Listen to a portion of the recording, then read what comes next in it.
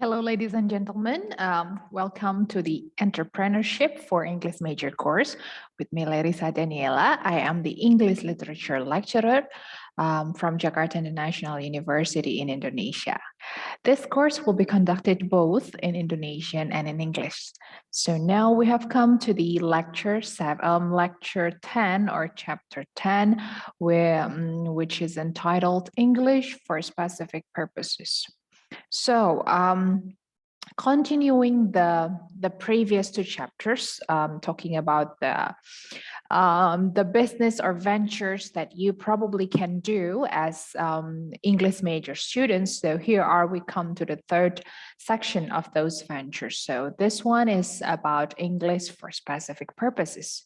So in this chapter, we are going to discuss about the meaning of English for specific purposes, and then scope of English for specific purposes, and then EAP and EOP as part of the ESP. So English for academic purposes and English for occupational purposes.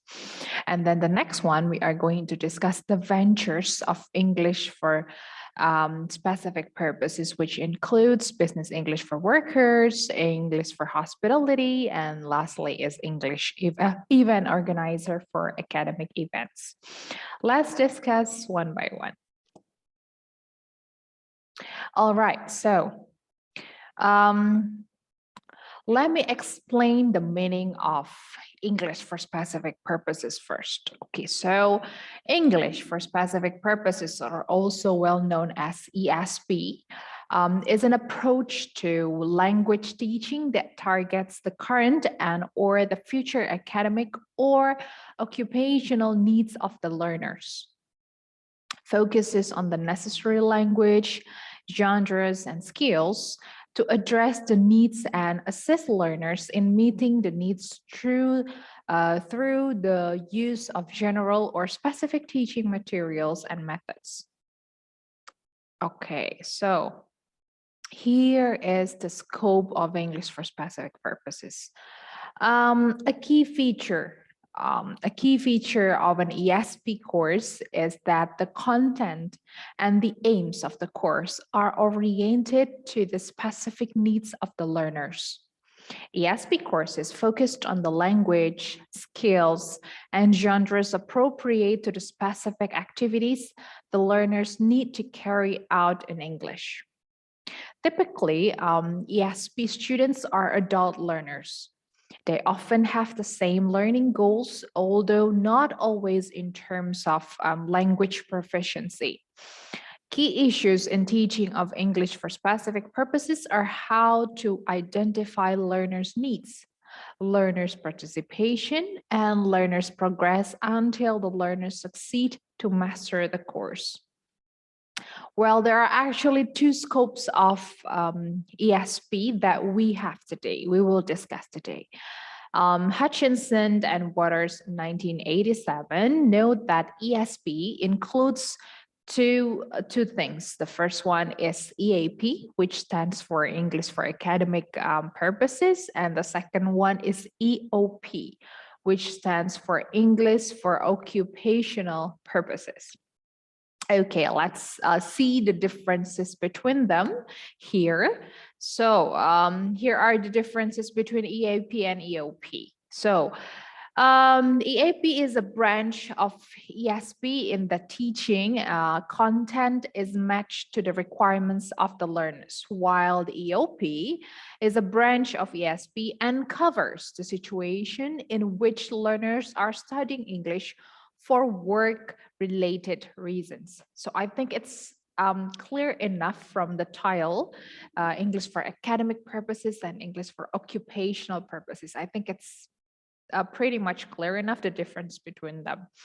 The second one, EAP students are usually the higher education students, while the EOP are usually the adult learners. Yeah, someone older or in a higher level than just university students. Okay, and the third one, in EAP, The learners need to learn English in order to succeed in the academic careers. While in the EOP, the learners have to learn and need to learn the English in order to improve the job performances. And then the EAP usually teach the task-based method using the types of academic tasks commonly found in higher education, while the EOP was only seen as an opportunity for personal development among those who have a long-term goal to improve English communication skills for work and life. And lastly, EAP courses are the close attention that is paid to the learners, aims and what you are working on, what you are studying, or what you are planning to study. While the EOP, you probably may not succeeded as language learners in the past, so you don't have to have a brilliant or an excellent performance previously to learn the EOP. While the EAP, it's better for you to have a better knowledge and understanding about with your academic background in order to learn this further or in a higher level. All right, so we come to the venture of English for specific purposes. Here we are going to focus on three businesses or three ventures. These are the ideas that come up to my mind that I can share to you, but there are probably more. You can find something more out there, and that's really okay. And that's even better if you can find something that would be more suitable for you. Okay. The first one, the idea from me is business English for the workers, and the second one is English for hospitality, and lastly is being an event organizer for the academic events. Okay, let's discuss one by one about them. So the first one, business English for workers. Business English skills are essential for getting ahead at work. Improving your professional business vocabulary and knowledge will help you work more effectively and open up new career opportunities. English is recognized as the most internationally popular language, which makes it the most dominant language in the business world. Even if you have a good level of basic English, learning business English will give you the chance to demonstrate a wider professional vocabulary, which can result in the new opportunities in your career. Business English is also designed for people who want to learn the English language proficiency in the professional setting. This course covers essential English phrases, constructions, for a wide range of common business scenarios. In details, this course develops language and skills that are important in common business situations as clearly elaborated in below syllabus. These materials will be very helpful to enhance the learner's major English skills, which includes the listening, reading, speaking, writing, as well as the grammar. So, usually at the end of this course, learners are expected to be able to develop their confidence and increase their motivation to apply the language skills. And then they also will be able to demonstrate the spoken and written English competence in the professional setting. And also they will enhance the English grammar competency, and they will be able to apply it practically in the professional setting. Okay, so what do you actually learn in business English? Let's start with this area first. Yeah, we're talking about the area around Jakarta International University. Well, I actually have mentioned this earlier in the previous chapter that JIU is located in Cikarang. Well, Cikarang is one of the industrial cities in Indonesia, surrounded by a lot of companies. Yeah. And among those, there are so many international companies. Therefore, the language used mostly is English. Yeah. So English becomes one of the medium of instruction or medium of communication in the working society around Cikarang, especially the international companies. So it is essential for the employers and the employees to learn English, as you might be dealing with some instruction using the English. So most importantly, the managerial level. Yeah, these managerial levels needs business English, as they deal with many foreign clients. This is a good opportunity for English major students to open or to start the venture or the business in English business course.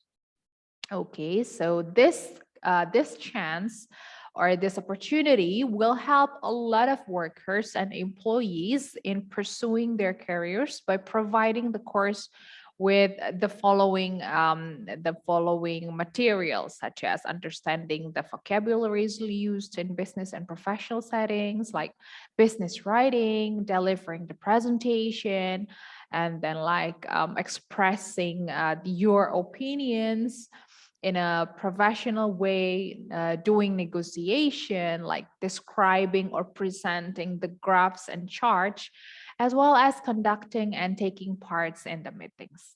So those are the things that might be needed for the workers. Okay, so in order to learn the business English, there are certain skills needed or required.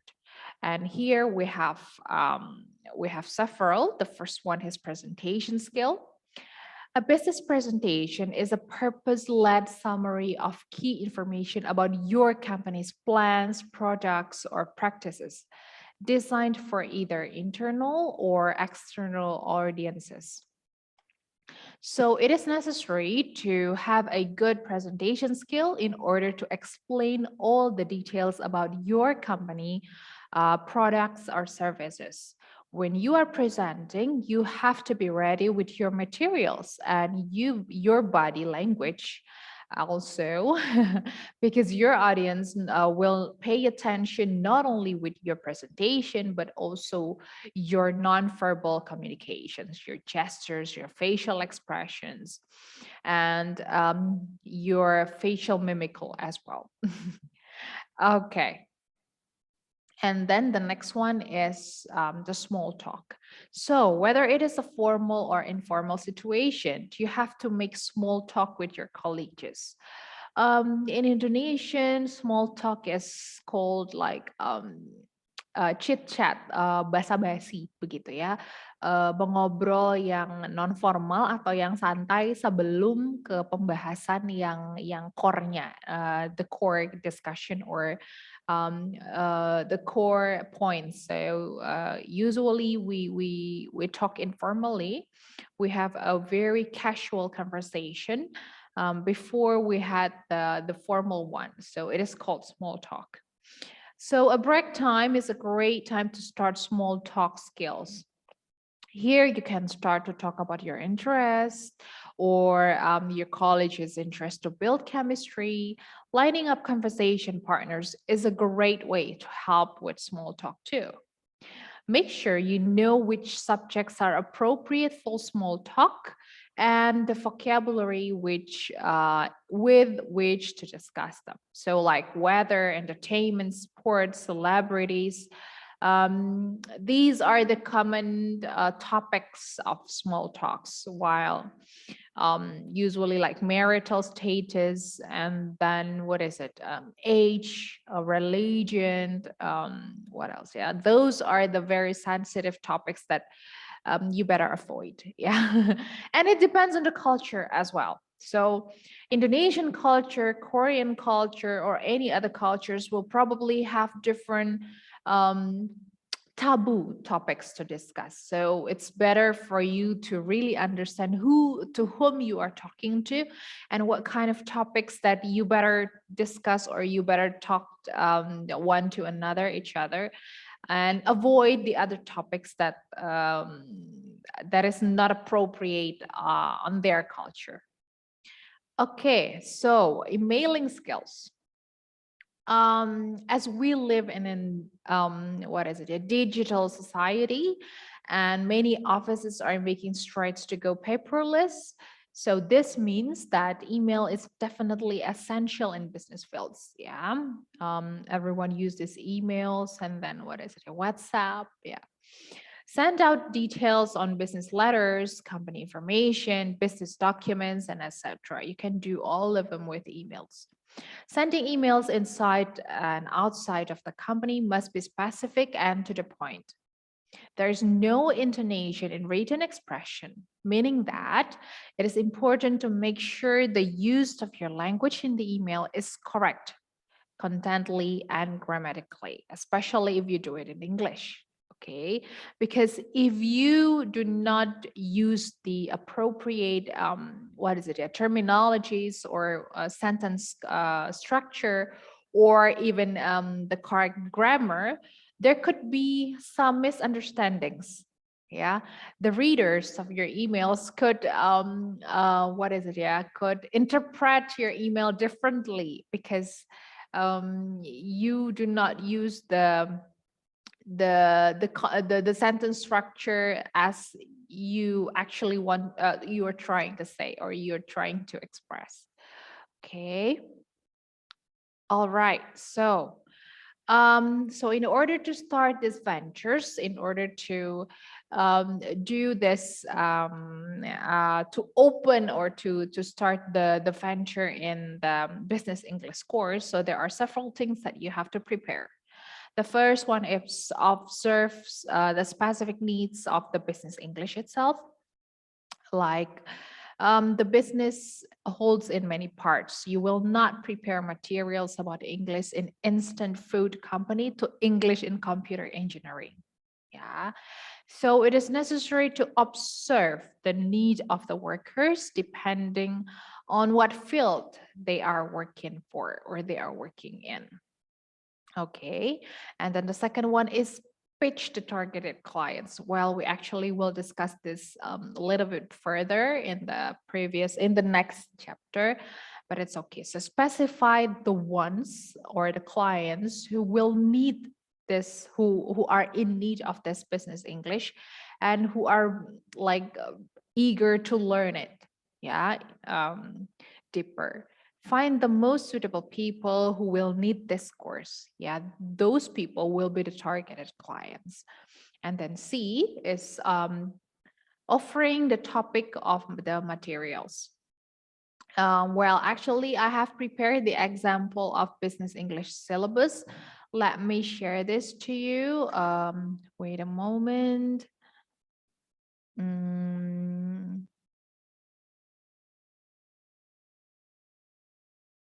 okay, so this one, I'm sorry. I can I move this one? Yes. Oh, sorry, not that one, but this one. Okay, so here is actually my own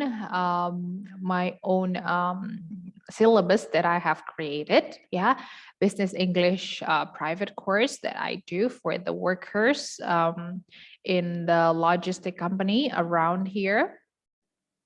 So here I describe the course description, the course objective, even the assessment points, and then the syllabus. So how many sessions I will do, and then what are going to be the topics, and then what kind of what is it? Yeah, the new language they are about to learn, and then the skills they will have. So these are all expressed here. But again, as I mentioned here, the syllabus could be modified, adjusting to the needs of the participants. So course materials could also be accelerated and slowed according to the competence of the participants. I also put the references and then the schedule and even the fee, the course fee. Okay, so let's get back to the to this one. Okay, and after that, the number 4 is prepare the contract agreement. So I also have got the contract agreement here. I have shared. So this contract agreement is to make it more professional and official. Of course, yeah, you need to make something legal and something official. So it is important to prepare this contract agreement between you, your company, your venture, with the company, with your customers, with your with your clients that you are going to teach. Okay, so let me share you the contract agreement. Oh, this one, I guess. Okay. So this contract agreement is between me and the participant's name or the company, let's say. So like the content is like yes. So like when this course will be held, like via what, like online or offline via Zoom, like twice a week, 8 times a month, every Tuesday and Friday, 1.5 hours, 7 to 8:30 p.m. And then what are the agreements, like what you will do as the instructor and the participants as well, what they supposed to do, including that they have to pay certain amount of money. Okay, and then they will have to sign it with a stamp on it as well. Okay, so that's the example. Let's get back to the PPT. Okay, so we're done with the business English. Now we come to the second venture that you can try as part of the ESP, or English for Specific Purposes. This is called English for Hospitality, where somehow this is pretty much similar with the English for Business or Business English, but this is in the hospitality field.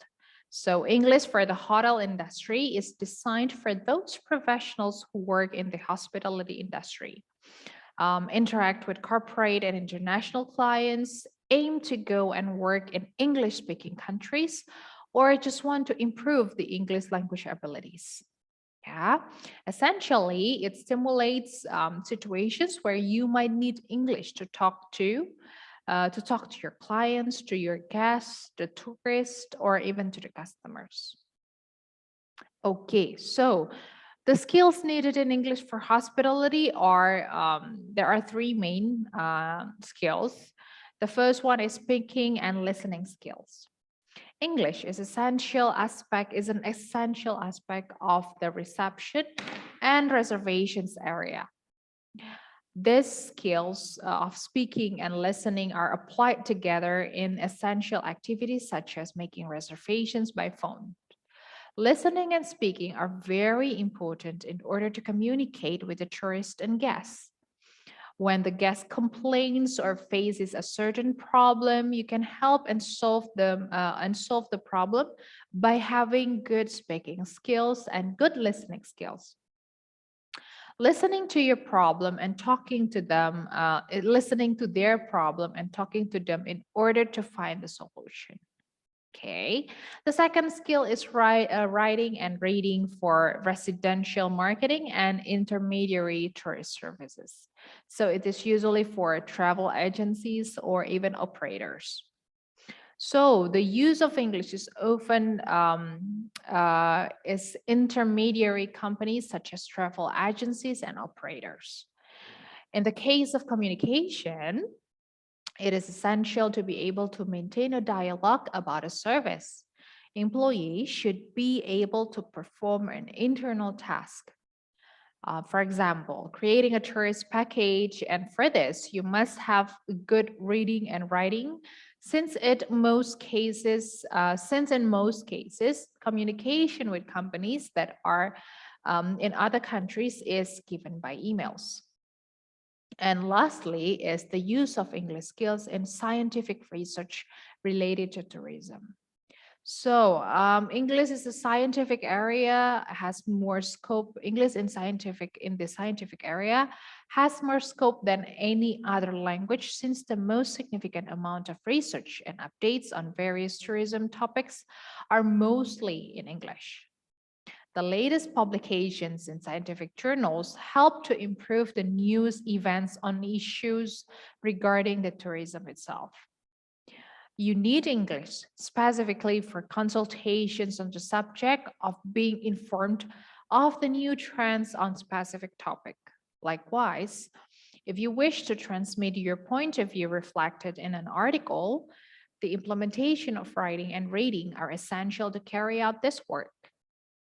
The reading ability used in the scientific articles helps both the knowledge of new topics in tourism and in the same way to the comprehension of texts and improvement in grammar, writing, and vocabulary. Okay, so we need to prepare the syllabus and the certificate in order to start the venture in the hospitality courses. So therefore, like I actually have prepared as well. You can open this. Yeah, you can open this later. And then the second one, what you have to do is to collaborate with the as many hotels as possible. Yeah.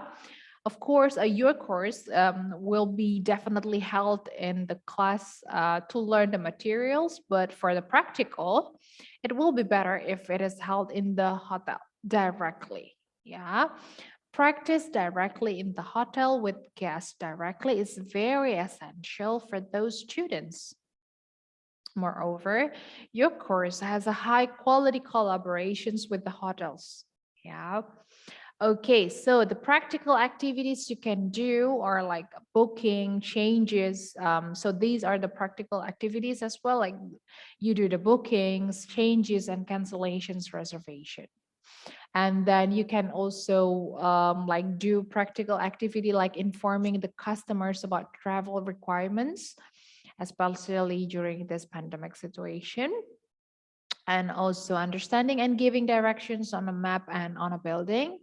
And talking about service and facilities, talking reservations over the telephone, and then like a guide to telephone language and behavior, and also like how to deal with complaints, because yes, hospitality business is very much close to customer complaints. So you need to know how to deal with it. And lastly is the guidance on replying to the letters of complaints itself. So the complaints could be in verbal or in written. So you have to be able to deal with both of them. Okay, so the last business or the last venture that you can do is being an event organizer for academic events. Okay, event organizers are also known as event coordinators or event specialists are responsible for organizing and managing every aspect of an event. The duties include conceptualizing team ideas, planning budgets, booking venues, liaising with suppliers and clients, and then managing logistics and presenting post-event reports. As the event planner, you should be an expert multitasker with impeccable attention to detail. Yes. The best person for this role will have an extraordinary ability to foresee risk and anticipate needs so that the attendees are impressed and entirely satisfied by the time each event comes to close. Okay, so there are certain mandatory skills to be a professional event organizer. The first one is excellent organizational skills with the ability of multitask. The second is having strong communication and interpersonal skills. And the third one is being creative and out of the box thinking. The next one is the ability to lead a large team and delegate tasks effectively. And lastly is expert time management skills. Yes, sure. Okay, and then so talking about event organizings, there are two types of events, the online events and offline events. Yeah. And during this 2 years of pandemic situations, people are, especially the EO, are adjusting the events from the offline settings to the online settings. So let's discuss the difference between these two kinds of events. The first one is about the reach. Yeah. When it comes to the online events, anybody can access it no matter where they are, on their laptops or phones, locally or even internationally. This differs from a physical event where it is held within a fixed time period at a fixed location. If audiences are unable to physically attend the event, you would unfortunately have to miss out on this. Therefore, the flexibility and accessibility of online events are higher as compared to offline events. Being able to reach out to more people regardless of your location, resulting in a better return on investment, or we can call it ROI. Okay, the second one is about the multitasking. Guests at an online event are there to do one thing: attend your event. Attendees of your digital event, on the other hand, will most likely be doing multiple things at once because the sheer number of temptations online is just too large. Many of your attendees will most likely be doing something while your event is on. Most people listening to an online webinar, for example, will also have their phones on doing something else, whether paying bills, playing game, or catching up to the social media. So they sometimes are not focused on the online event itself. The third one is about the technical limitations.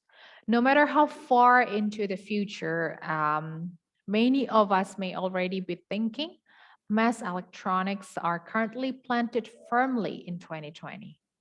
Crumbling pictures, internet lag, slow connections, it all still happens.